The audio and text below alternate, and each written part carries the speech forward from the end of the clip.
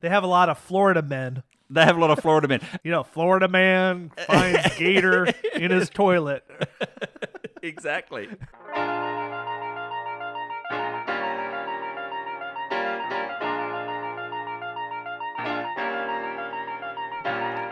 Do you love the outdoors? Do you love to travel? Do you love finding hidden treasures in towns all over the USA? Hey, I'm Joshua. And I'm Craig, and welcome to Treasures of Our Town, the podcast that takes you on a journey to explore the unique and charming towns scattered throughout the United States. Join us as we venture into some of the country's most intriguing destinations, uncovering hidden gems and local secrets along the way. On today's episode, we're going to blast off onto the Space Coast, but Houston, we have a problem. Well, we're not going to Houston, so that's good. No, that's right. How are you going, Josh? Oh, it's going great, Craig. It's been a bit since we have recorded the Treasure of Our Town. What people don't know is that we batch recorded. Well, yeah, we did a few episodes. Yeah. Because I was gone. You were indisposed. I was indisposed. I was to another country, to another land. But it's great to be back. It's great to see your face. Yes. And to hear your voice. Oh, thank you, mate. Thank you. It's good to see you as well, and good to see your travels. Now, I did follow your travels on your Instagram page when you were over in Germany. Tell us, Josh. Bitte. Tell us, Josh. I mean, I've been starting to look at some of your videos from Germany. They're starting to trickle out now once a week. They're starting to trickle out now. I think the one that I just watched was the one in St. Wendel, as Daniel says. Yes, St. Wendel. St. Wendel. Mate, I'm telling you, those caches over there are absolutely incredible. And again, we're talking geocaching, Josh. Yes. If you don't know what geocaching is and you're listening to this travel podcast, geocaching is a worldwide scavenger hunt where we use GPS to find hidden containers all over the world. There, you're caught up. We might have to put that as like a disclaimer or something at the start of the podcast. This is not a geocaching podcast, but No. It is a travel podcast guided by location-based games like geocaching, munzee. Yeah, exactly. Dare I say Pokemon Go? Oh, yeah, you did. We haven't got there yet. Maybe, No. maybe. My wife plays that. She doesn't like munzee. I play munzee all the time. She doesn't really like munzee, but she plays Pokemon Go. I'm like, really? But you don't like munzee? It's the cute little cartoon characters. Yeah, I think that's what she likes about it. But anyway. Anyway, yes, I was in Germany. I don't know Yes. how much we should talk about it because Treasures of Our Town, we focus mainly on the United States, but I was there with Geheimpunkt, which is a geocaching company. They have several sort of branches, and one of their branches is a company called Cache Horizon, which is a geocaching travel agency. They take Germans all over the world on geocaching tours, but we did something special. I did a German tour with Americans. So Americans, we all met in Frankfurt, and we did I think it was a 12-day tour. Wow. around all of Germany. I went everywhere this time. This is my fourth time that I visited Germany, and it was maybe the most epic trip of all time. I'm going to put you on the spot, Josh, right now. We have not discussed this, but I just thought about it then. We haven't discussed it.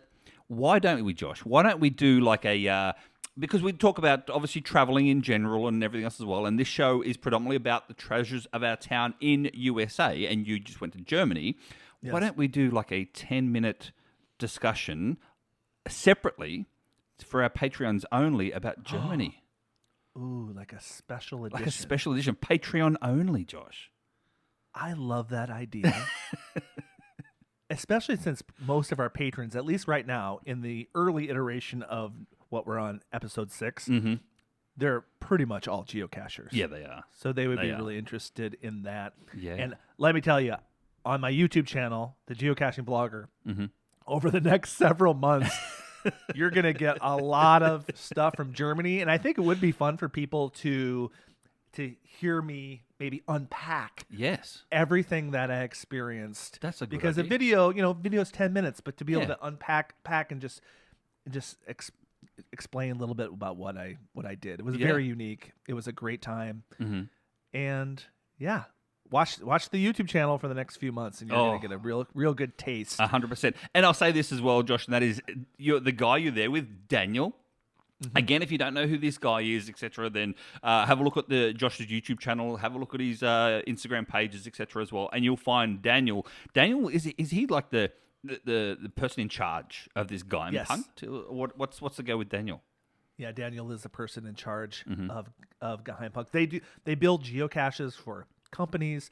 They do team building events, geocaching team building events. They have a mobile escape room. Oh wow! They do a lot, and of course, Cache Horizon. So he does a lot in the world of geocaching, and him and his team make some pretty fantastic geocaches. Anyway, enough of that. Enough geocache talk, because we're going to get to the Space Coast. But how have you been? What have you been doing since I've been in Germany? Well, mate, since you've been in Germany, it's been beautiful. We're not going to talk about the weather, but it has been beautiful here in New Jersey as well. And I thought to myself, well, I've got a Nikon camera with me, a still camera, a D500 Nikon camera, a beautiful camera it is as well. And I got myself a new lens for it, so one of those like telephoto lenses as well. So I thought, well, because I'm always going out walking. I love walking around. Again, we do that geocaching, we do it playing munzee, but I've got a couple of beautiful parks here that I like to walk around. And since the weather's changed, all the osprey, the birds, have come back. They've migrated back to New Jersey and back to their nests, and they're re-nesting, and they're doing eggs, and all the little hatchlings that come. It's gorgeous, and the bird life here is incredible. And I thought, why can't I just might take a few photos rather than video? I do some photo work with these birds, and I'm telling you, this camera I've got.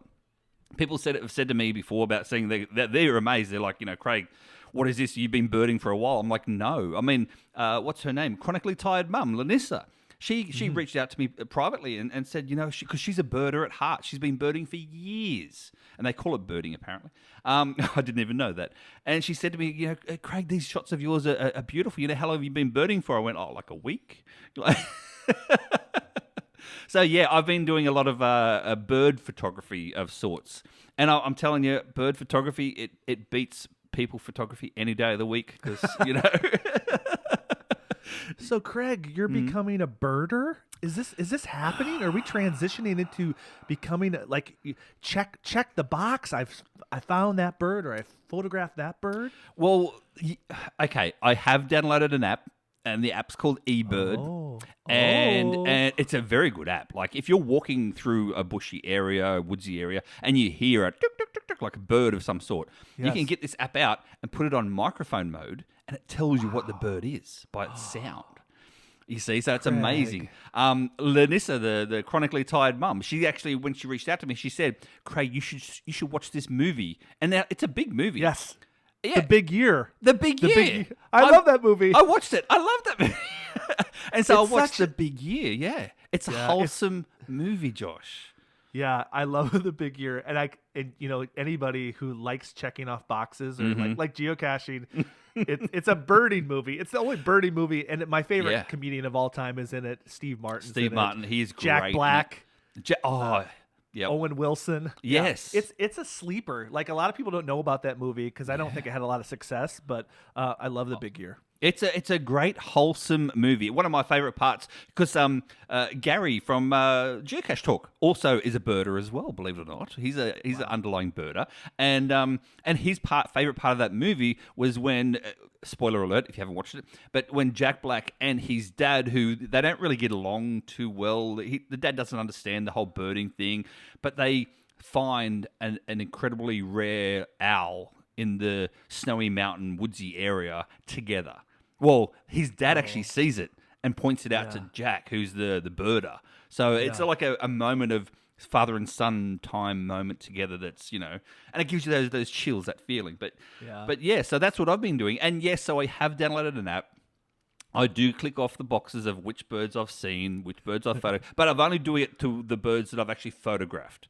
So to actual photograph the birds, not the ones I've heard and whatever else as well. But but this weekend, actually today as we speak, there's a New Jersey, is it Audubon? The actual Audubon Society. Yeah, the Audubon Society. The New Jersey Audubon Society today are having a big weekend this weekend. So, and I actually may have donated a couple of dollars or two to our local photographer here. who's doing a whole trip from the north to the south of New Jersey, counting all the birds that he possibly can to try and win this big weekend that the New Jersey Audubon have. So I love that. So there you go. Just promise me, Craig, that I'm not going to lose you. Oh, you definitely won't lose me. From your geocaching and munzee hobby to birding. Definitely let's not. Let's just add it on. Let's add it on. There's room for it all. Let's coexist. Yeah. The birders can coexist with the geocachers. Absolutely can.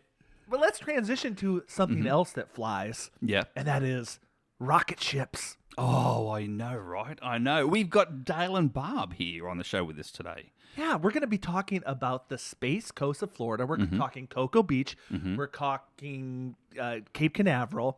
Craig and I visited there in January. We had a great time. We did. That's where, Josh, that's where this podcast was birthed, remember?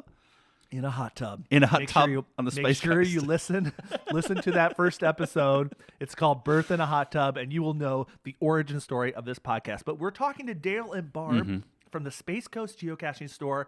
They are from the Space Coast. They are. They know a lot about it, but also, Craig, they have a van that they tour around the United States. So they know a lot about their hometown, but they know a lot about the nooks and crannies of the United States, which is perfect for treasure of our town. Can you imagine that, Josh? Van life mixed in with geocaching, mixed in with munzee, mixed in with travel. Oh, wow. That's Sounds the like life. It really come true. It really is. Josh, guess what? Yes. Guess who we've got on the show tonight? Well, today. I don't need to guess. Because you can see them. Because I know, and I'm very excited to talk to them. I see them, Craig, all over the country. It seems like wherever I go, they are there. They absolutely are. And if you don't know who we're talking about, you can actually follow their adventures on Facebook. They are the one and only Dale and Barb, and they own SpaceCoast Geostore down in Florida. G'day, Dale. G'day, Barb. Hello. G'day. People still don't say g'day to me, but anyway, that's all good. You know I have Australian blood, so that's This is true. Fine. We discussed this when we were in Florida, so yes. So, Dale, firstly, congratulations. You guys own the Geostore down in Florida. Tell us firstly in terms of, how long have you owned it, how it started, how it begun? So originally we owned a automotive air conditioning parts store. I worked for a company for 17 years. They were closing down. We bought their inventory. Barb and I opened up AC Part House in 2004, and we were operating that for roughly 10 years. Was it 10 years? I think. Anyway, we had an extra room in our store that we weren't utilizing. And one day Barb says, why don't we put some geocaching stickers and maybe a couple of containers in here for the locals? If they need to put a cache out, they don't have to wait for it to get shipped in. They can just come in here, pick it up, and have it ready to go. And so that was the birth of the SpaceCoast Geostore. And we just started carrying a couple of things. We contacted Groundspeak. We got connected with them. Then I started reaching out to other companies, and we got linked up with several different ones. And it just continued to grow and grow and grow. Eventually, we had to close down our air conditioning business when they laid off 9,000 employees at the Space Center. And so then we decided, okay, we're going to try our luck at just having a geocaching store, and we were fairly successful with it for a while. And then times got hard, and we decided to close it down, and we ended up partnering up with munzee to open up the all new munzee marketplace, and that was going really well. And then there was a thing that happened within the munzee company, and so they closed down the marketplace. And so that's when Barb and I decided that we were going to just do this from home and travel to events, and it's worked out well. We miss the camaraderie of having players come in our store, but we get to see a lot more people, a lot more country, and visit a lot more events now. I have very few geo regrets in my life, but I have two of them. And the first one is I went to Hawaii before I started geocaching. And my second one is that I never got to visit your brick and mortar store before it closed. It was officially the first brick and mortar in the United States that sold geocaching supplies. Wow. Yeah. I think early on when I started geocaching, I like Googled geocaching stores and you came up and then I started seeing videos because you had a gigantic geocache like inside your store or is it outside? It was outside. My dad and I built it, and it looked like an ammo can, and it was large enough that at the time we built it, I could get inside it. I put on a few pounds, so I might not be able to get inside it now, but but we moved it how many times? We were allowed to move it 3 times. 3 different times to 3 different store locations, and then Groundspeak basically had told us, yeah, we're not moving it again. And so we archived it and we raffled it off. And it actually still exists under a new listing as a tribute to a cool cache on the west coast of Florida. And Oh my gosh. it's the #1 favorited traditional cache in Florida. It had Yeah. over 1,000 Really? favorite points. Yeah, it had The only over- one above it was the virtual at Disney. and we were in the top 10 favorited geocaches in the world at the time. Obviously, there's been a lot of changes now since, and favorite points have been doled out, to a lot of different things now. So, but it was fun. That was one of the really cool things about having the store is having the really big, unique cache out front. And Groundspeak came and did a video. Yeah. They did a video of our store and interviewed players, and they just said that it's like a clubhouse because we had tables where you could sit and look at all the travel bugs. There wasn't any travel bug too big to fit in our cache. So between balls and sleds We had a and 6-foot mannequin. oh yeah, Casey or something, Yeah. wasn't that his name? Yeah. So, Josh, all this geocaching talk straight off the bat. We've got to say to those out there who don't know anything about geocaching, Josh, what is geocaching? You say it best. Sure. Geocaching is a location-based game. It's a worldwide scavenger hunt where people use GPS technology, a smartphone app to search for hidden treasures in quotation Yeah. marks. Because, of course, the location is often the treasure. That's why Exactly. this is called Treasures of Our Town. And 3 million hidden worldwide. And as Dale just said as well, sometimes these containers can be a lot bigger than a lunchbox, for instance. They can be the size of a human being. So, yeah, they're all different sizes, all different types. So that is geocaching. If you want to know more, go to geocaching.com for more details. Or, Josh, go to your YouTube channel where you have lots and lots of adventures. So that is geocaching. On more now to Dale and Barb, because that's who we're talking to with the store itself. So, Dale, going back itself then, Barb was the brains of all this, and you were just the brawn by the sounds of it. Is that right? Like, if she's the one that said to you, like, oh, let's do some geocaching, make it into a geocaching store, it sounds to me like she's more of the brain about it. Yeah, that is very correct. How long have you guys actually been down on the Space Coast, like lived down that way? Because we were talking about the Space Coast initially as well for this podcast. So I moved to the Space Coast when I was 9 years old. So I've been here for a long time. Barb? And I've been here about 26 years. Oh, wow. And for those who don't know... I was on the west coast of Florida, so then I moved over to the east coast. And for those that don't know, space is it actually called the Space Coast, or is that the Space Coast just the term everyone uses for like Cape Canaveral area? The county that we live in, which is Brevard County, is known as the Space Coast because this is where rockets are launched, and so it's always been known as the Space Coast. Nice.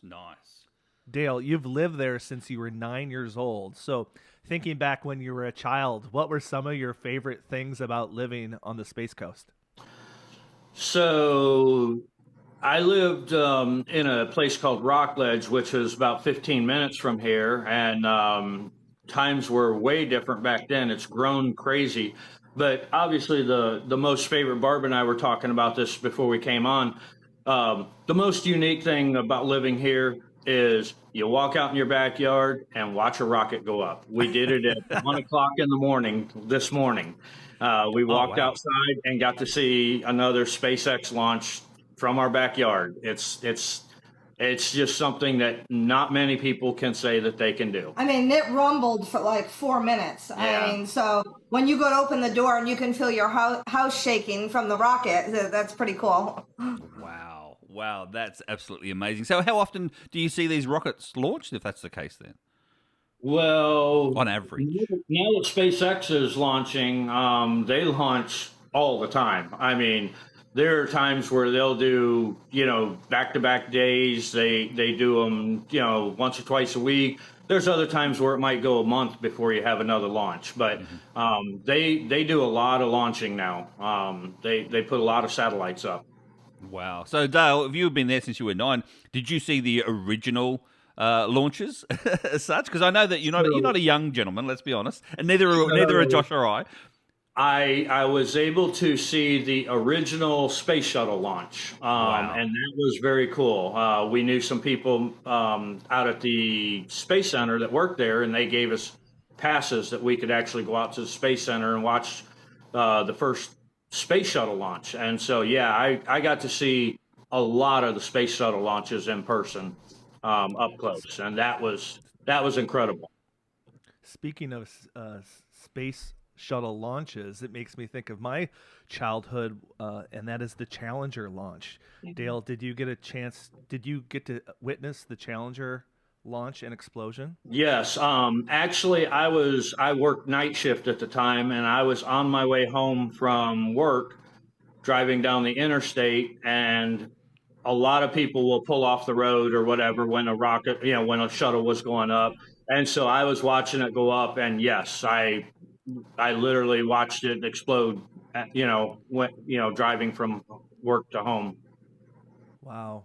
That's amazing. That's so burned into my brain. It's kind of like, for me, I wasn't alive when John F. Kennedy got shot, so that's like my childhood tragedy.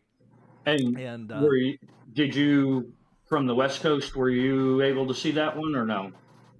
Do you remember that? I can't remember. I think all the kids did went out for recess to watch it and everything. So, and coincidentally, my daughter, I named her Krista, but it wasn't for Krista McAuliffe, but it was the same timing, that because she's 37. So, yeah. Oh, and in saying that too, Josh, what's today? We're recording this today. Happy Mother's Day to you, Barb. We're recording this. If you don't know, we actually record these shows prior to posting them, and Barb is taking a little bit of a time out today on Mother's Day to record this with. So happy Mother's Day to you, and thank you for joining us. So as you think about the Space Coast now, you all said that it's really grown, it's changed. The rockets, we're in a new space age, it sort of feels like, with rockets going up constantly. Yes. But what is great, what is unique about it now? If people visit, where should they go? What should they do? What should they see?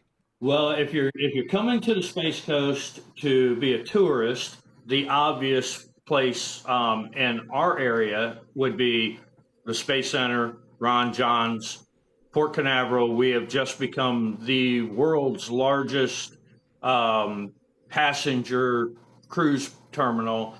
We've been teetering at number 2 for several years, but now Port Canaveral is the number 1 cruise terminal in the world, and so we have a lot of ships that come in and out of here. One of the world's largest calls the port home. So it's neat to be able to go see those ships coming in and out of port.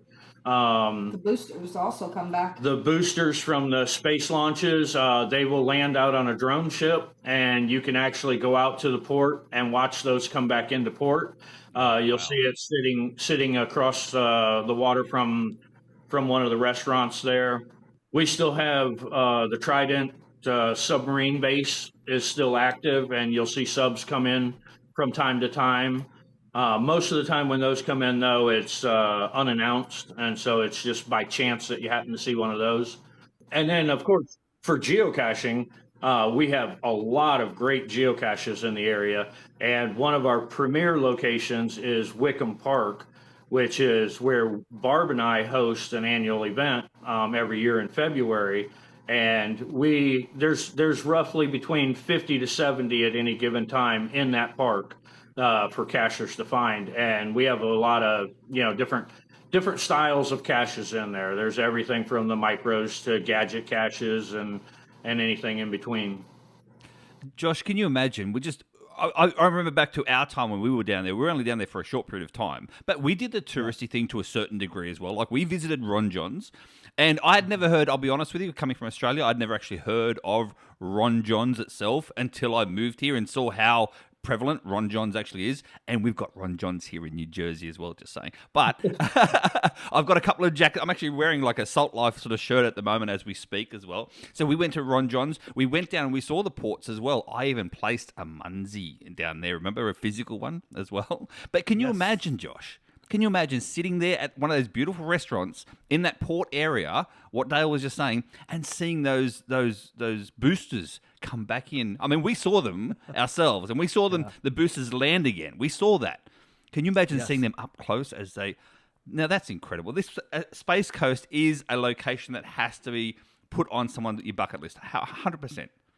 And it seems to me that it's just such a great location for the whole family. Of course, in Orlando, you got all the theme parks, but this is like, I feel like the Space Coast is like a real life theme park. You know, you got future land in Disney, but this is future land as rockets are going up, and the Space Center and the history and of course the Gator and Golf. Oh yes, Gator and Golf. Plus your favorite, Josh, as well, was the Wizard of Oz Museum. Yes. For those children at heart. And I think we can maybe discuss that a little bit after we talk with Dale and Barb. It's clear Space Coast is amazing. It's home for you, but really, Dale and Barb, everywhere seems to be home for you. As you probably put more miles on your Space Coast van than maybe Craig and I will do in a lifetime. So I wouldn't say a lifetime. I haven't finished my travels yet, Josh. Okay. You have a moving, essentially, store. You go to geocaching events, munzee events, all over the country. And so you travel a lot. So my question for you is, where's your favorite place to visit? Oh, good question, in Josh. the United States, and why? I got to go out of the United States on that one. When we had the opportunity to go to Australia, that was awesome. It was a very brief time going over there. We went over for munzee events, but that was a dream come true that I never knew was going to happen. That was a total surprise. So, and then otherwise, we just loved the travels that we did last year when we drove over to Seattle, Washington, and we went to the Groundspeak event. So we saw a lot of beautiful Utah, Wyoming, Dakotas. Arizona, the Dakotas. That whole region is just, it's like a different world when you live on the East Coast. Yeah, flat Florida. Yeah, and then you go there. It is just absolutely amazing. We loved it out there. This podcast is... we talk about some of the bigger areas and some of the more popular, maybe touristy areas, but you guys have been to sort of the nooks and crannies of our country. Are there any locations in the U.S. cities or locations that was surprising to you? You get there and you're like, what is this place? This is an amazing community. Are there any of those smaller communities that you can think of that really stick out? So we were driving on this last trip when we went to Seattle. We're driving down the interstate, or it wasn't, I don't even know that it was an interstate, but we were driving along across Wyoming. And if you've ever been to Wyoming, there's not a lot there if you're outside of a large city. And so we're driving along and Barb says, there's this geocache that's got a lot of favorites, but it would be about a 30-minute drive out of our way. And I'm like, let's just do it. And so we drive to this town called Thermopolis. Yes. And if you've never been there, it's I think it's the largest hot springs. And it was the most incredible drive for me. I don't know why. The drive to Thermopolis was just absolutely gorgeous.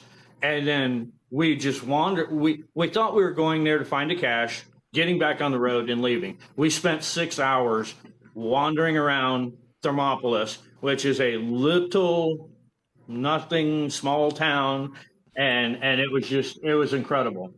That was one of the places. Josh, guess what? What? Dale is me at heart, because when I first came to the US and I drove all the way across the US, people said to me, what's your favorite state? I went to 26 states. To me, Wyoming was my number one state. Why? Again, the same thing Dale just said, the drive into Thermopolis. Now, I stayed in Thermopolis for 2 nights as well. A good friend of mine, Smile Makers, his name is on as geocaching name, he hosted me there as well in Thermopolis. The hot springs are beautiful, and I now have an earth cache in Thermopolis in regards to one of the hot springs locations as well. And I'm not sure, I think, how long ago was that you actually went there, Dale? When was it? Yeah, it was just last summer. I think you may have logged my earth cache. I'm just trying to think. I think you may have. Unless it was a super easy earth cache. It is. They're my earth caches. They're all easy. We usually don't do a lot of earth caches because I like to find geocaches.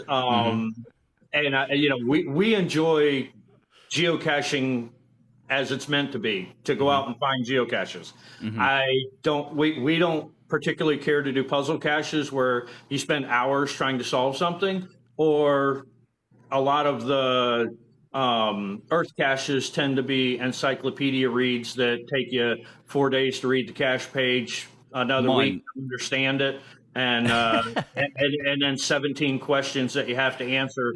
Mine was very easy. You have to touch the water and tell me at what temperature you think it is by hand, and tell me hot or cold, and take a photo of yourself. Like, that's pretty much perfect. That's pretty much my favorite. That's pretty much it. So, but yeah, Dale, when you said Thermopolis, oh man, you brought back so many good memories for me.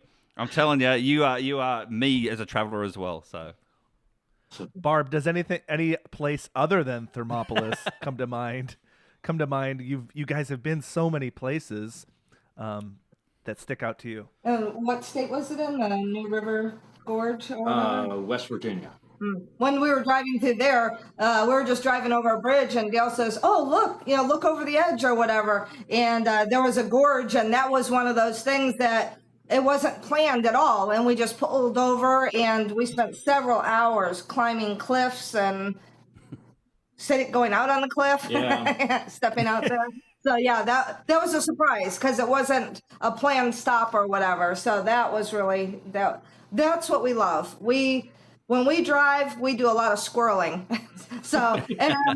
Meaning that we get distracted, we see something really cool, and but sometimes Dale needs that. He's mainly the driver. I'm usually filling geocaches, cutting log sheets while he's driving, so I'm working as he's working, and but sometimes he needs a break from driving. So then I need to find, something to pull off.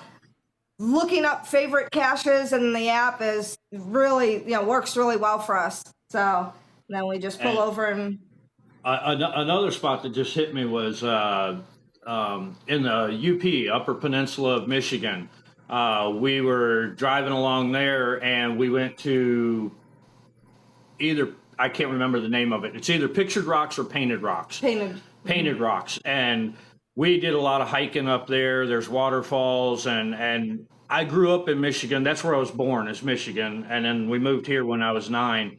And so to go up there and see that was just one of those things where it's like, oh, wow, I never knew anything like this even existed. The Upper Peninsula of Michigan is a lot different than the rest of Michigan. It's like its own world up there. But we also got to go see where the Edmund Fitzgerald ended up sinking. We were on the coastline of where that happened, and I always loved that song growing up. And so when we heard about that, that was a spot that we had to go to us as well, and that was very cool to go see. That and the history of the Edmund Fitzgerald and stuff like that. So it's cool things like that we really love to, just happen upon. And we're used to sandy beaches here in Florida, and that really surprised us because it's all rocks. Yeah. It's layers of rocks, and that was really different and interesting to us. And the water was freezing cold. Speaking of squirreling around, we on the Treasures of Our Town podcast, we're big fans of roadside attractions, world's biggest things. Actually, our last episode was actually about that. And so, Dale and Barb, I'm sure you have run across several roadside attractions, world's biggest things. Do you have any of your favorites that you have seen as far as roadside attractions? Iowa, Freedom Rocks. I have to go see every Freedom Rock. What is that? What is Freedom Rocks? Bill can explain better on that. Well, Bubba, he paints the rocks. Yeah, so it's basically what I can remember. It was a guy that started doing commemorative paintings on rocks for fallen soldiers, and he does a Freedom Rock, and he's done one in every single county, 99 counties in the state of Iowa.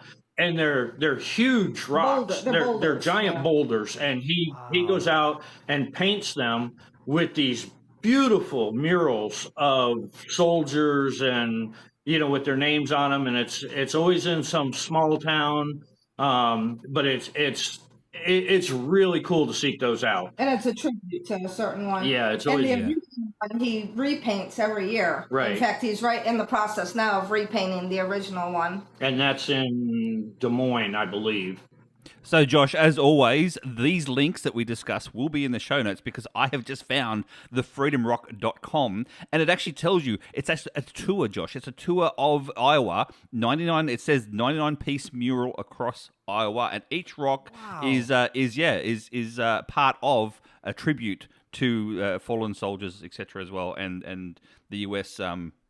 Military as such. So, unbelievable. It talks about promoting the American veterans. It promotes Iowa tourism, and also provides for your families as well. So they do have a like a giving, what do you call it? Like sponsorship, etc. as well. So that's unbelievable. Wow. So there you go. I was born in Iowa.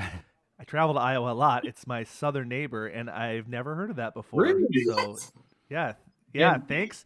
Now I have a new, I might have a new hobby. I might have to hit every single Iowa county and find those Freedom Rocks. And also, we could reach out, Josh, to the Iowa tourism and talk about these Iowa rocks as well. Totally. Yeah, I think we should talk. It's really cool, and one of the other things in Iowa you probably have been to, Barb's favorite actor, she's having a coughing attack, so she had to leave for a minute. One of her favorite actors, Kevin Costner, the movie Field of Dreams was filmed in Iowa, and we had the opportunity to go to the Field of Dreams. If you've watched the movie, that is one of the coolest things, to be able to walk out to that baseball field and just think about, don't cross that line, and then we did walk out into the cornfield behind the fields, and it was just, that was a really cool sort of roadside attraction, so to speak, that we went to. I wonder then, because the artist of these Freedom Rocks, his name is Bay Bubba Sorensen. I wonder if that was his idea, was if you paint it, they will come. Yeah. It's funny because I have been to the Field of Dreams a couple of times. One time I went there with my grandma, and I filmed a geocaching video, and it's on my YouTube channel. We'll put it in the link. But basically, I'm at the Field of Dreams. I hear a voice in the corn, and the voice, of course, is saying, "If you hide it, they will come." And so all of a sudden, my grandmother appears out of the corn with a geocache. She hides a geocache, and then she walks back into the corn and disappears. So you have to check it out. It's one of my older videos, but I'll have to link that. Yeah, it was memorable. Love that location. And now in Dyersville, Iowa, where the Field of Dreams is, they have professional games there every single year. I believe the Cubs play or whoever. So that is quite a destination, which is in the northeast side of Josh, Iowa. as always, we start talking about the Space Coast and end up all over the United States. What's going on with this show? That's okay. It is. That's it okay. is. But we're providing value. But we should talk a little bit about munzee. Well, I was going to say that, and this is a question now for Barb, and that is, you were saying before about you travel all over the United States as well in that van of yours. Can you describe, number one, describe the van that you're talking about? Because apparently if you are a munzee player, then you get stopped when you're on your adventures out in the big wide world. Something happens. But what is Firstly, munzee? What is munzee? What is munzee? Munzee is also a worldwide scavenger hunt, and instead of containers, you're looking for QR codes. And so instead of signing a log sheet and a cache, you're scanning the QR code, and that's proof that you found it and the day you found it. And so that's taken us on a lot of great adventures too. So both the hobbies work hand in hand. If we go to a really cool cache, and you can place a virtual munzee, so there's nothing physical out there, and but you can it'll guide munzee players also to that location, because there's a lot of munzee players that have never even found a cache. Their hobby is just munzee. So, but we do have a QR code on the back of our van, as well as a travel bug, and so either way, if cachers or munzee players see us on the road, they can wave, honk, flash their lights, and we'll find a safe way to exit. And then they've caught the road warriors while we're traveling, and you can either score a cool path tag, and or with munzee you get a badge. You get a special badge for seeing us, and then we usually get a selfie and post it online that they've caught us up while we're on the road. That's really cool. And how would they see your van, Barb? Like, to describe your van, because I've seen your van, and I'm telling you now, it is the perfect travel van to travel the United States in. So, what sort of van is it? Awesome. Well, people think that it's our a van life, but it's not. It is our life, but it is a cargo van, and we always carry our canopy, a dozen tables or whatever, and probably about 25 buckets of stock, because no matter if we're traveling for a munzee event like we just did to Minnesota and we were on the road for 10 days, we have had our online store, so we are always filling orders every day, and so we have to carry all of our bulk stock of geocaching supplies, because sometimes people order in large quantity and we have to have that with us while we're traveling. But yeah, it's a large white van. It says SpaceCoast Geostore on it, and very easy to see, especially when we stop at a store. You walk outside or a hotel parking lot, you see our van right away. It's usually taller than any other vehicle in the parking lot. and again, thanks so much for both of you to show up today and have this little chat with us. Links will be in the description for you to Dale and Barb's actual Geostore. So, but you're not just a Geostore, you're also a munzee reseller as well. So if you're a munzee player or a geocaching player, you can go to your website and actually buy your geocaching stuff and buy your munzee stuff as well.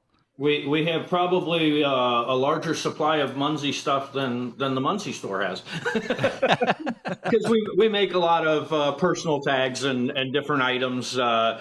Josh, well, I guess you came on Sunday, so we had a unique thing that we gave away on Saturday. It was a new wind spinner that we did. It was a munzee personal, and it was really cool.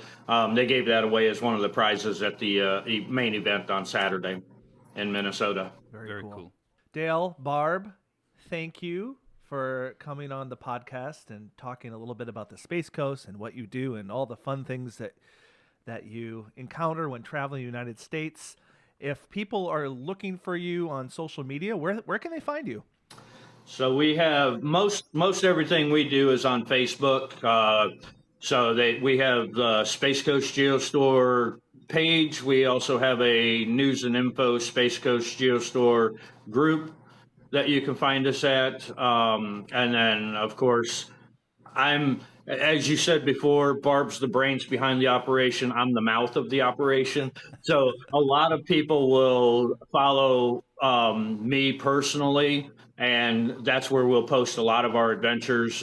We either post them under the Space Coast or under my personal page a lot of times. Well, if you're listening and you are a geocacher or a munzee player, go to their website, order some stuff. They are a small business. We have a niche hobby, and that's the place. That's the place to purchase some of your geocaching stuff and munzee stuff. Dale, Barb, thank you so much for talking to us, and we'll see you in a few weeks, I believe, at Geo Woodstock. We will be there. All right. See you then. Bye. Thank you. Bye-bye. There you go. I love talking to people about their hometown, because you know what? People, they're proud of their hometown. They really are. They're proud of their town. They are. And rightfully so. Let's be honest. We visited the Space Coast, Josh, as we said before, and we loved it as well. We loved, a lot of every aspect of it, really. Let's talk about some aspects of what we enjoyed while we were there. Yeah, what a unique and special place. And what's really interesting, you and I traveled together to Lompoc, California. Yes, which was one of the places where many of the SpaceX launches are. They released some of the satellites from there. And how interesting that almost within the same year, we visit the two probably most significant locations for rocket launches in the United States. What do you mean? Almost with it? It was the same year. It was almost within the 4 Yes. months of each other. Yes. Well, we were in. Oh yeah, that's right. It was 2023. I was thinking. Yeah, it was January. We were there. 2022. No, we were there Yes. in January, Josh. Now, if we want to do the trifecta of space launches, we need to take a trip to the Houston area, which we have actually Yeah. talked about. We have. Because- And then if we do the more than the trifecta, the quadrangle, we can actually go to parks in New South Wales, Australia, where they've got the dish. And because they use that area, Houston use parks with the big dish to get to, because it's on the other side of the world, so it actually gets to the communication of the satellites, of the astronauts, etc. When Houston can't actually obtain it, they bounce it off through Australia. So there you go. Yeah. Okay. I'm game. I would love to go to Australia. But, Craig and, I'm sorry, Dale and Barb, they're right. Constant space launches. And we got to see something that I never thought I would necessarily see in my lifetime. Yeah, nor I, Josh. But I couldn't believe how often, as well, Dale was saying, how often they actually launch. Like sometimes twice or 3 times a week at the moment. Yeah. And the SpaceX launches, if you haven't got a chance to see any of these on YouTube, it's amazing. The rocket launches, and then the rocket boosters gently land on like a ship in the middle of the sea. I didn't realize they actually come back through that port either. Imagine that. Because they are, we saw it from, I'm going to say, miles and miles and miles away. Yeah. And can you imagine seeing them up close, like how big that would be? Yeah, that would be amazing. So, Craig, tell me about like your thoughts. We weren't sure if we were going to get to see it because No, we weren't. weather, like if the weather slightly changes, Yeah. they postpone these launches. So Yeah. it was supposed to happen, I believe, on a Saturday that we were there, but it did actually end up happening on a Sunday. Afternoon. And what are some of your reflections as you remember back to seeing the space launch on the Space Coast? Well, just that actual space launch itself, firstly and foremost, and that is, we sat on a like a beach sort of area, like a little cliffy beach area, but the amount of people that turned up to sit there as well was actually incredible. I didn't realize how many people were that involved in these launches. Number one, number two is the technology people had. So from their actual different cameras that they had to some people were actually in direct communication with Houston. I'm like, wow, these people are just next level, But to just honestly, Josh, just to sit there, even to side by side with you, mate, as well, and just watch this thing launch into the air, the feeling of it as well. You could feel it. You could hear the rumble. You could feel the rumble. But it doesn't just go instantly automatically either. It takes time to get up there. And then, because when we did it, it was in the afternoon. It was a Sunday afternoon. And so you actually had, as the sun was setting behind us, because we're on the East Coast, so it was setting behind us, the sun rays were actually beaming off the smoke that was bellowing up from the jetpacks. So it was like a orange smoke that was coming out from the jetpacks. Now, if you want to visualize this better, your YouTube video, you actually can see it.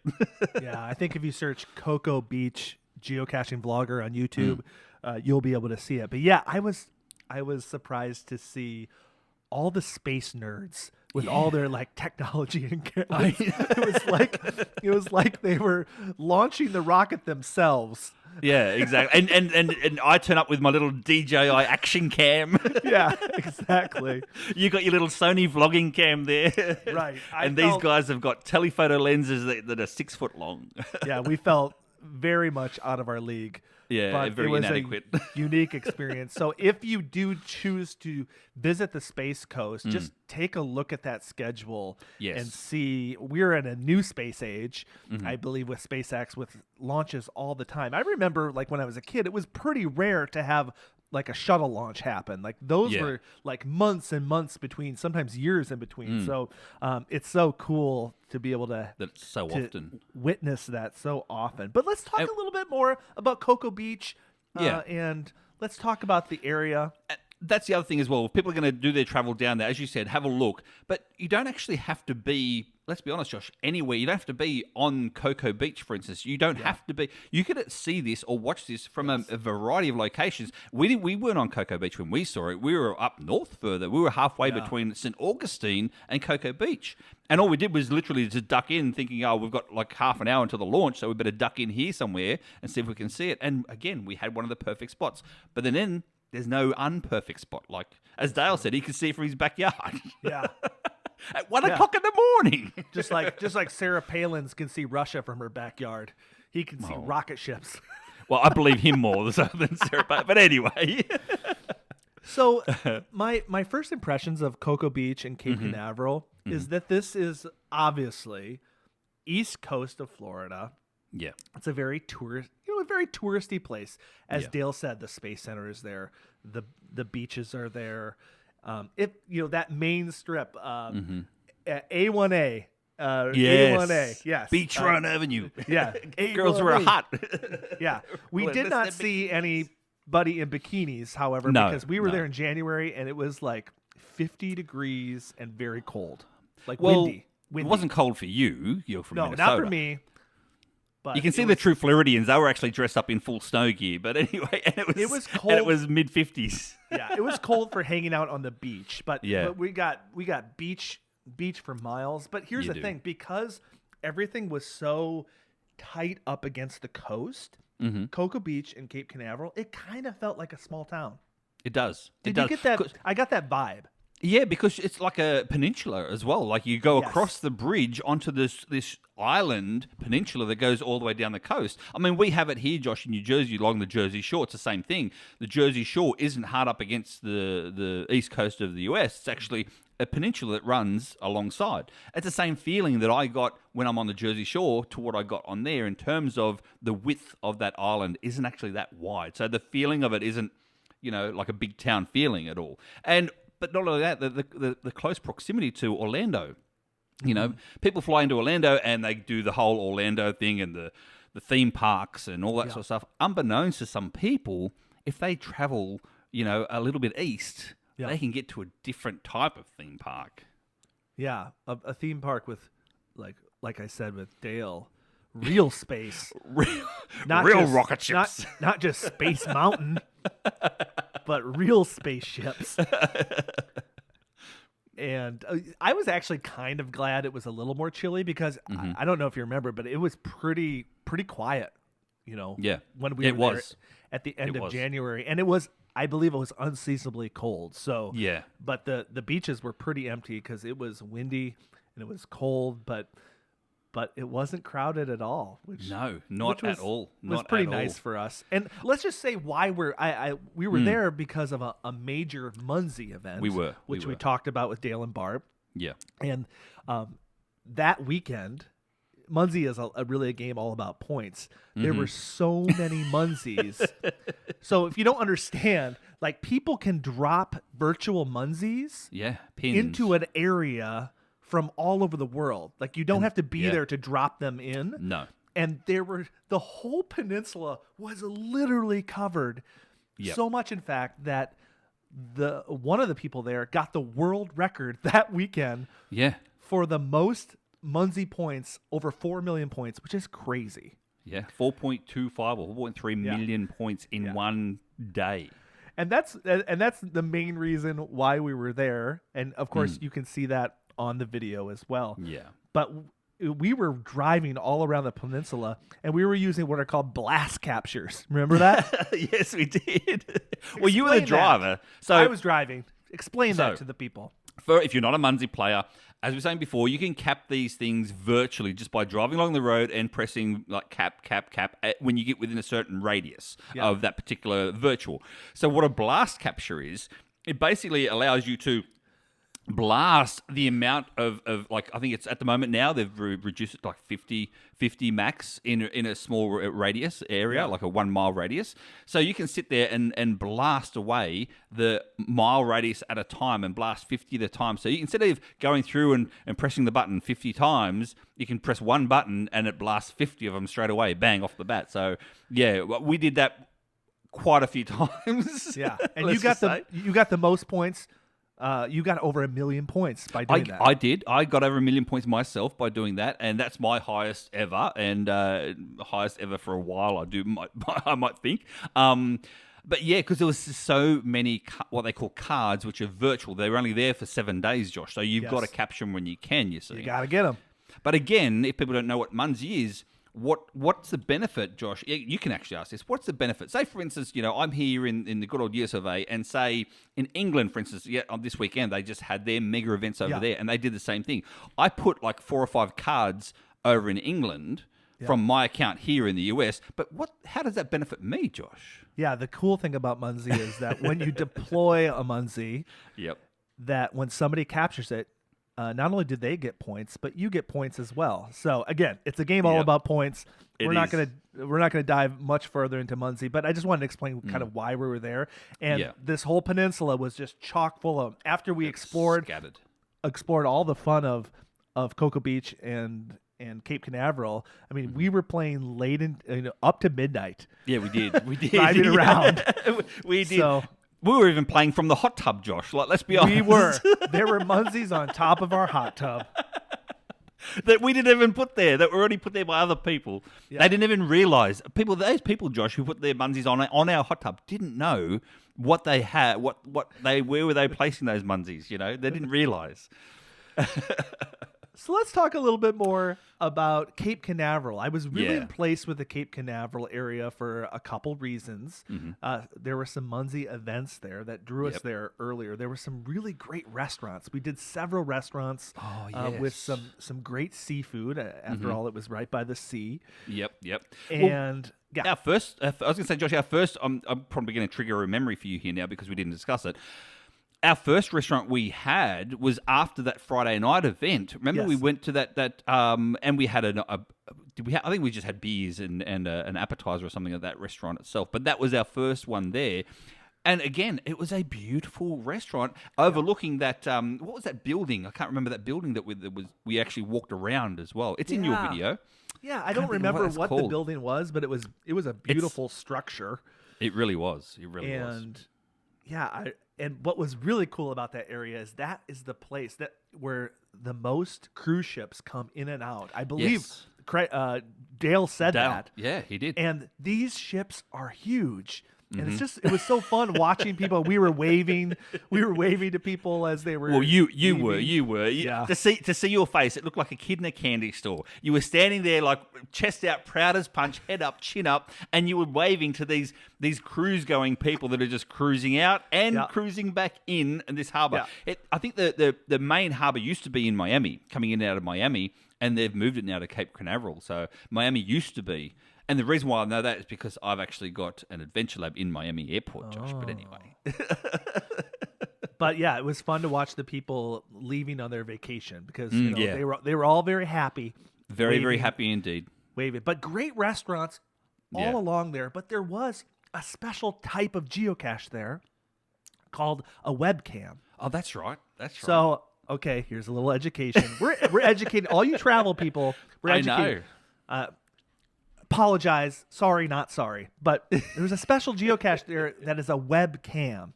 And basically, there's no physical container there, but there's an actual webcam that is already there. And the whole goal is you have to get your picture with the webcam, and then you find the geocache. Well, the thing that's very special about this webcam is that this webcam is in my comic book. That's right. It was too. Because all the locations in my comic book are real locations. So I had to pick a webcam. So I decided to pick that webcam, and I had never visited it before. So I visited first in my comic book before I got to do it in real life. And that was just really fun to be able to actually go to the spot where that was depicted in my comic book. So, Josh, talking of your comic book, by the way, links for Josh's comic book are in the show notes. Thank you for that plug. You're welcome. I've noticed, though, Josh, because this was the first time you've been to a location that actually is in your comic book. You've been to another location before that's in your comic book, haven't you? Yeah, I actually have been to Hanover. That's right. Before this, actually. Yeah. So, yeah, and I'm trying to think. I mean, the other places I've been in Brazil, yeah. So, but it was fun to have the comic book in my hand. Yes. And be able to get some video on TikTok and on my YouTube channel. Because in that comic book itself, the reason why you're there is because you go up into space in your comic book. That was strategic. with the dog. That's right. You go up into space. Spoiler alert. You go up into space. So, Josh, tell me, if you're going to try and find all those geocaches, the physical one, the actual geocaches that literally are in this comic book, does that mean you have to go into space as well to do the one in the? Yep.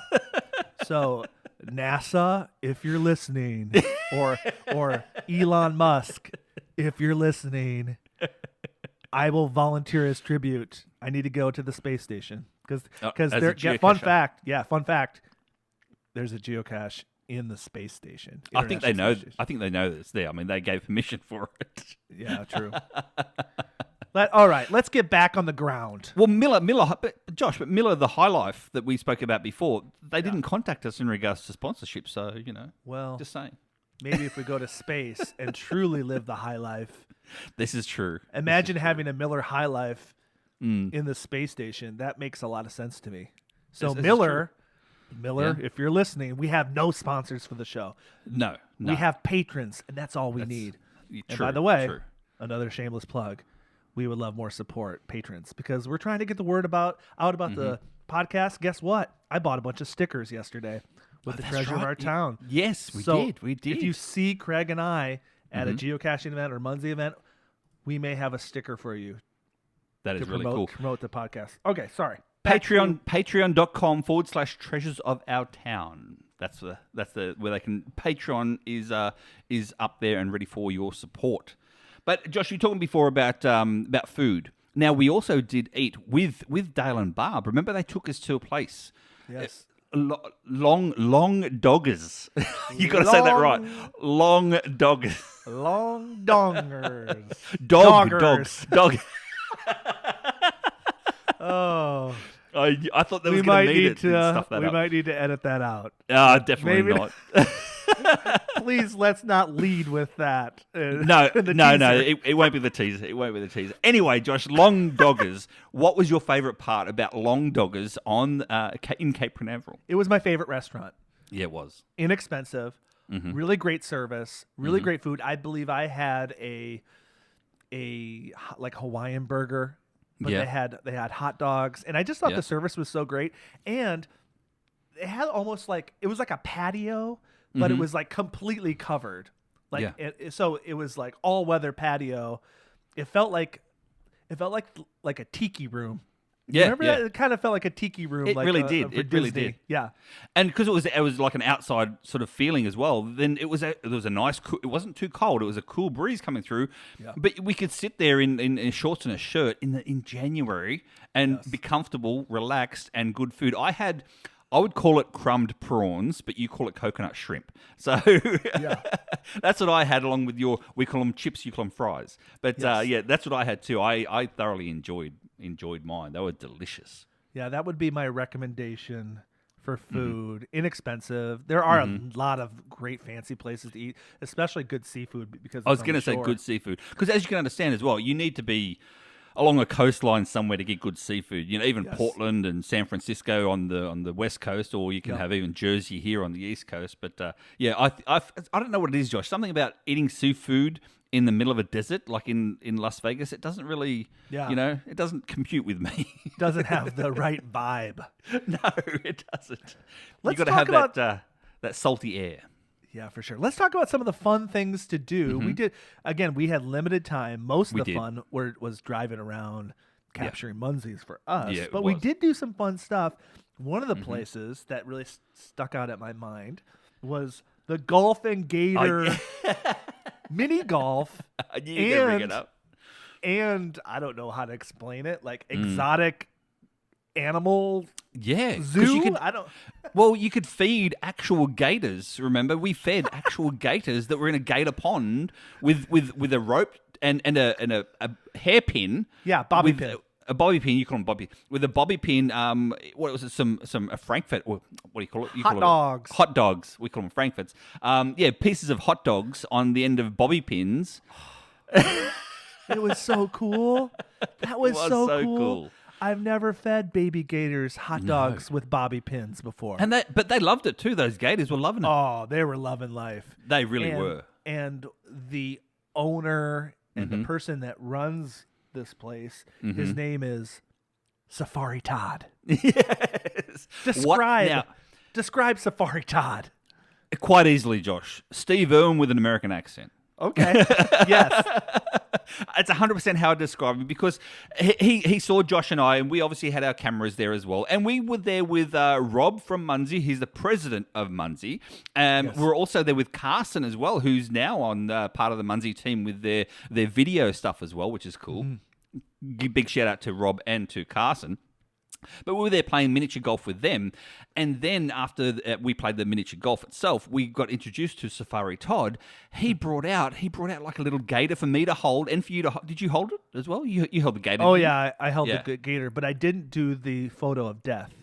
Oh, the photo of death. Do you remember the death, photo of death. death? How can I forget the photo of death, Josh? You were brave was- enough. I think it's because you're Australian. So that's Yeah. why you were brave enough to do it. But tell them about the photo of The death. photo of death consists of 2 live, real scorpions with their pincers and their stingers still attached, placed upon you, like on your shoulders or chest area. At the same time, you put your hands together, and a tarantula.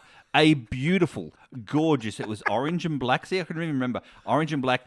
Josh. She was so soft on my hands and so gentle. I thought to myself, "Oh, you're just a cute little puppy." Like that's what it felt like to me. So, I yeah. can just imagine all the listeners right now cringing at that sight. I couldn't do it. I mean, he said, "Oh, these scorpions and this tarantula is just so sweet." It I was is. just like, you know what? They're still wild animals. Of course they are. And Todd did say that to us as well. He said, they still are wild and then untrained, he said, so. Yeah. Yikes! Well, he does some video work for actual real movie producers as well, because he does have some trained gators and some trained other like scorpions and for movies and TV productions. He was so knowledgeable. He really I was. mean, this guy could talk forever about gators and lizards and everything. Snakes. Oh my gosh, Yeah. snakes. Oh, And yes. He was talking about they had some hurricanes, and when a hurricane That's right. happens in Florida, like it really disrupts the ecosystem with gators and snakes that are in certain areas get moved to other areas that they shouldn't be, and they end up in people's toilets, and like it's But crazy. What he was saying about the last hurricane is that they have, because it's Florida, so it's different. No disregard to Florida, because Florida got lovely people there, but They have a lot of Florida men. they have a lot of Florida men. Florida man finds gator in his toilet. Exactly. But they have these exotic snake reptile zoos. And what he was saying was when the hurricane came through, it actually smashed through the zoo. So all those exotic, unnatural snakes that shouldn't be there Oh my all gosh. got like, just spread out throughout the actual the swampland of Florida. And I believe he would go and try to get them back, right? Yeah, they're them on a hunt out. for them. Yeah, they're on a hunt for some of them as well, because some of them are obviously still breeding now in the wild, and so you've got you've got very poisonous snakes that are not Oh my- not common to that sort of area. So Well, golf and gators, Yes. but also we had golf. yes, It's a mini golf course too. it's a mini golf course, and there's two rounds. We only did one round of the. Yeah. We went the one where we go underneath the that mountain area and go through the mountain. That was pretty cool. it was unique mini golf course because at some holes you would like spin a wheel. That's right. And it would be like, there would be like challenges like you spin the wheel and like, okay, your first shot you have to do with your eyes closed or something. Yes. So it was, or every shot you do, you have to do on one leg.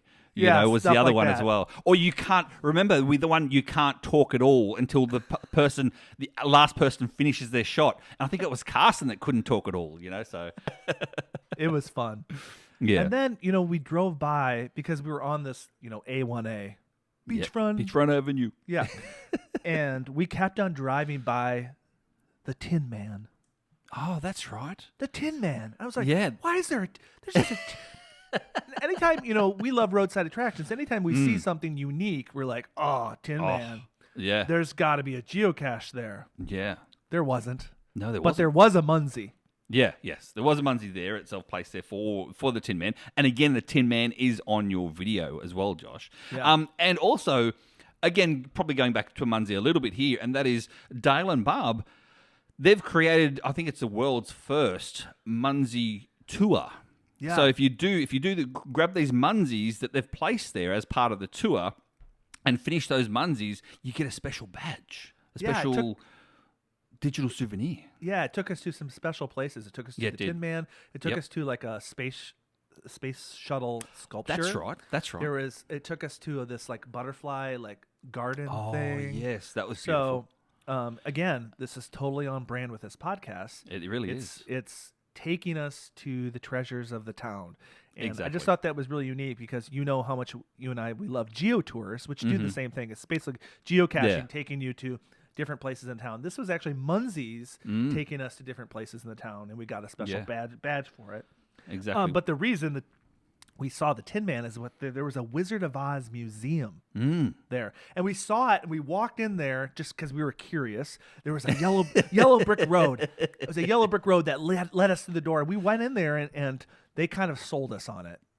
Oh, 100%. Especially that it was I'm not sure of his nationality. I'm going to wreck it here. I think it might have been German or something else. But he had a very strong a European accent. Yes. And he hooked you big time, Josh, when it comes to Yeah. it. Like his enthusiasm for the Wizard of Oz and letting you know what was inside, and it was very. And then we went in there, and then they had obviously just like a normal museum around. It was really nice. Then they had that immersive light show. Yeah, it was like a Wizard of Oz experience. Around the country, there's a lot of these like Van Gogh Van Gogh experiences ones, where yeah. they sort of project things on the walls. It was like that, only it was Wizard of Oz. So at one point, I'm literally because of the projectors, and I got video of it. You can see you it. do. I'm literally skipping down the yellow brick road. You were in heaven that day. Are you skipping down that yellow brick road? I've never seen like a grown man with such a big smile on his face skipping away down like in the middle of a building with nothing else around you apart from this light show. Yeah. That was really cute. That really made the museum unique. But if you're a fan of the Wizard of Oz, the amount of collectibles he had, and he also had screen used costumes from the actual movie. Yeah. Yep. And so he had quite a collection. And also, it was really interesting to see all the original Wizard of Oz books. He had original. That's right. Original first run copies of the several books. A lot of people don't know that the Wizard of Oz is just one part of the Wizard of Oz series. It's a series of books, and he had them all in there. And we actually had QR codes in there that you could scan, and you could listen to what we were seeing in each of the cases. In each cabinet case. Yeah, it was about $30. But as a Wizard of Oz fan, it was really interesting. It's a great spot to visit on a rating day, including Ron John's. Ron John's was Ron John's was just down the road as well for that. And that, I think, is that the first? I think that's the first Ron John's store to be. I believe it's the first Ron John's store is the one on the Space Coast there, and I know it's the biggest. It was huge. They have like people on surfboards. You talked before about roadside attractions, Josh. We're talking big surfboards with people riding the surfboards on there. Then they had as well monuments dedicated to those surfers of past, the world surfing champions past. So it was very, very on theme. Yeah, I really enjoyed Ron John's, and the coloration as well. The colors from the yellow it was gorgeous in there. Yeah, it's one of those places. It's a store, but it's a store that you don't necessarily have to spend any money in to enjoy what it is. Well, like that other store you're talking about before on one of our last previous podcasts in regards to like being a temple or something, and you walk in, it's a bass fishing store or something. Remember? Yes, it's That's the same pyramid. Sort of thing.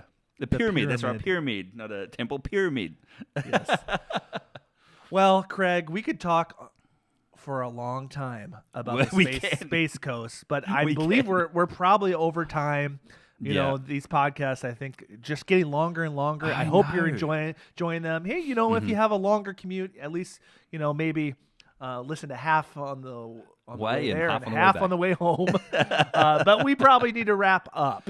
Yes, because they've been going for about an hour now, Josh. We said they're going to be 45 minutes, and now they're for about an hour. Yeah. So, exactly. Yeah, I think we should wrap this one up, Josh. What do you think? Sure. So, one more patron plug. If you've been enjoying our podcasts, we really would appreciate your support. By supporting us, you're helping us to create even better content. Keep it free for everyone, so no annoying commercials other than this one. So please consider joining our Patreon at patreon.com/treasures of our town and join the community over there. And it looks like possibly we're going to be doing a very special episode about my trip to Germany. That you didn't even know about. Spot. I would sound like a real jerk to say, no, I'm not going to talk about that. Yes, Josh, we have 13 Patreons now, so 13 of you guys, so thank you very much. Did you want to shout out to all of them there for us, Josh, as well, the Patreons? Sure. We got Jeff Arbaugh. We've got Pipes Down Under. We got Tiva28, GC Jazz, Andrew Tiepkin, Allison Bertman, Kitty Catch, Firefighter Skippy, Minnesota Boy, the Geocaching Vlogger, Da Truck, No Angel, and Motoriba. Yes, so thank you for your support, guys, and look out for upcoming special little episodes of this show brought to you directly by Josh and I as well. So coming up on our next episode, we chat, Josh, we're going to go to Owensboro, Kentucky for Geo Woodstock, and of course the Munzee Mega there as well. So make sure you tune into that one. We're going to go not live, but we're going to record it live. Yes. I've got handheld recording, Josh, so we can you and I can record. We can talk to people live, like face to face for us, face to face anyway. So, Josh, how can people find us or contact us if they wish to from here? We would love to hear from you. Give us feedback. The tricky thing about this is it's kind of a one-way conversation. I'm so used to getting YouTube comments all the time. So please reach out with us, your comments, your questions at treasuresofourtownpodcast@gmail.com. Or, of course, you can follow us on Facebook, Instagram, Twitter, and YouTube. So that's our show for today. Please subscribe, rate, and review on your favorite podcast app, which you can do for each particular episode. So you can go in now and on this episode and rate this episode and review this episode, even give us some feedback on this episode. And as always, Josh, may your travels always lead you to the most unexpected and amazing hidden gems around the world. We'll see you next time. Bye. Goodbye.